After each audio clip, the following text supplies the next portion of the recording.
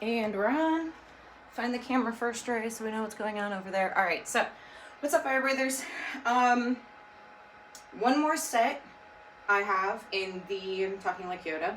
I have one more set in today's core, I think it's called Core 2. It's in the other room, I forgot the name of it.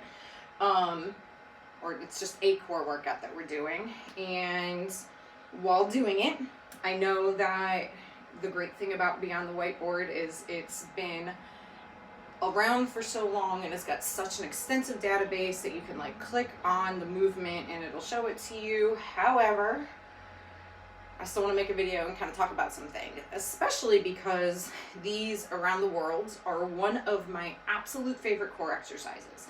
Don't know why, but when left to my own devices and I'm like, I have a kettlebell, what am I going to do with it? Around the worlds are my favorite. I think they're also called globes. So I'm going to just get nerdy about that movement today, and then also those plank plate slides, which I feel like is a vogue move to be doing, and I hopped on the bandwagon. So that's what I'm addressing here for you today. So the key thing when you're doing these plates around the world, or if you're not using a plate, a kettlebell or a dumbbell, one, sort of the smaller the better. So like this is a 10-pound plate.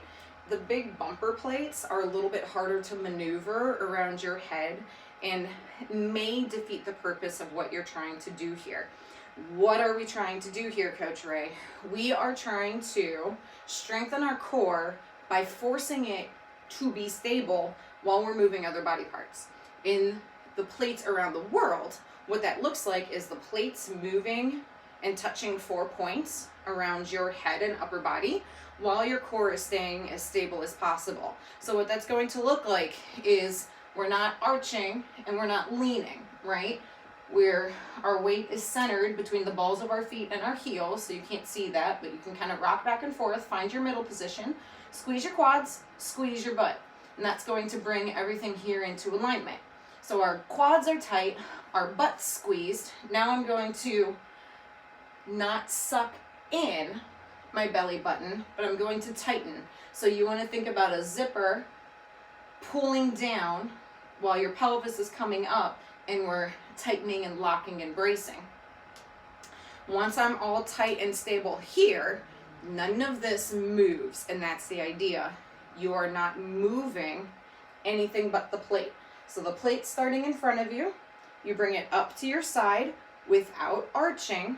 Okay, so nice tight core. Back behind you, to the side, 1. Side, back, round, 2.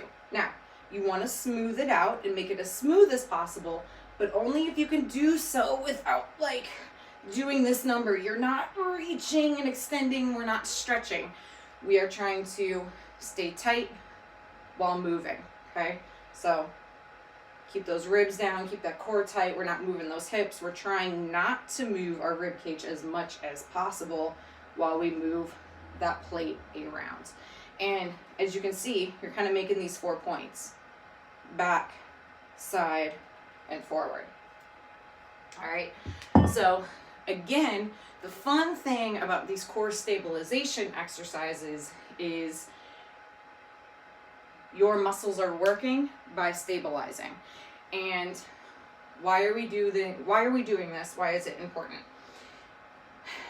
Core strength is important for back health. It's important for posture, right? So we've got tech neck and tech back and shoulders from all this hunching and reaching that we do. So the tighter our core and our upper body and everything can be, the more we can offset and help strengthen those positions so we don't slump, okay?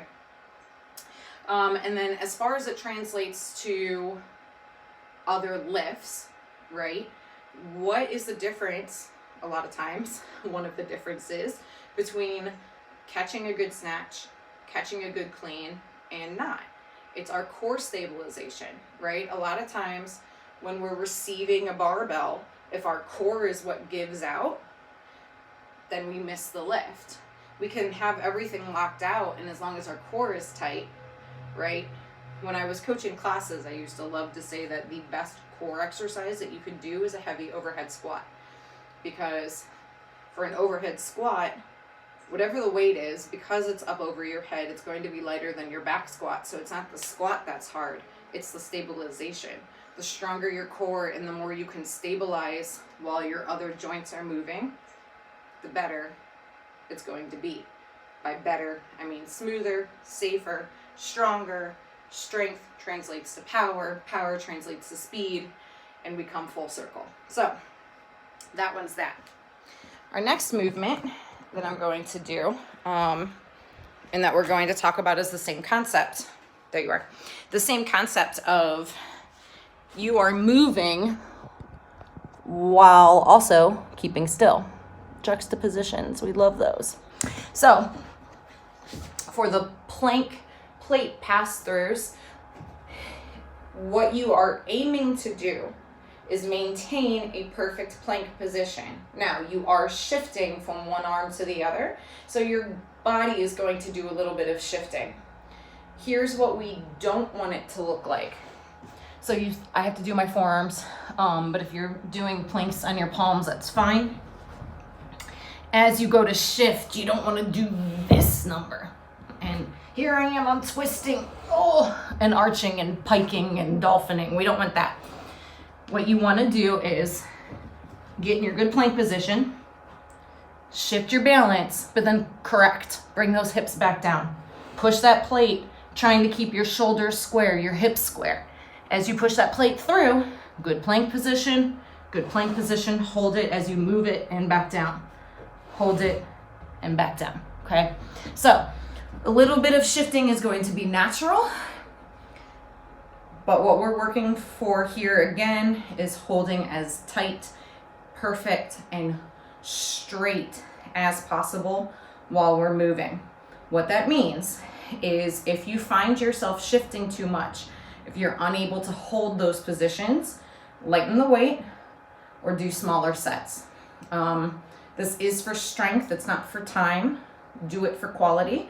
So if you need to break up your sets into twos, by all means do so. Again, anything can always be a PR. So this won't be the only time you see this workout. So if you do a 2.5 pound plate and you have to do it in sets of 2 to get to your 10 reps, make note of that.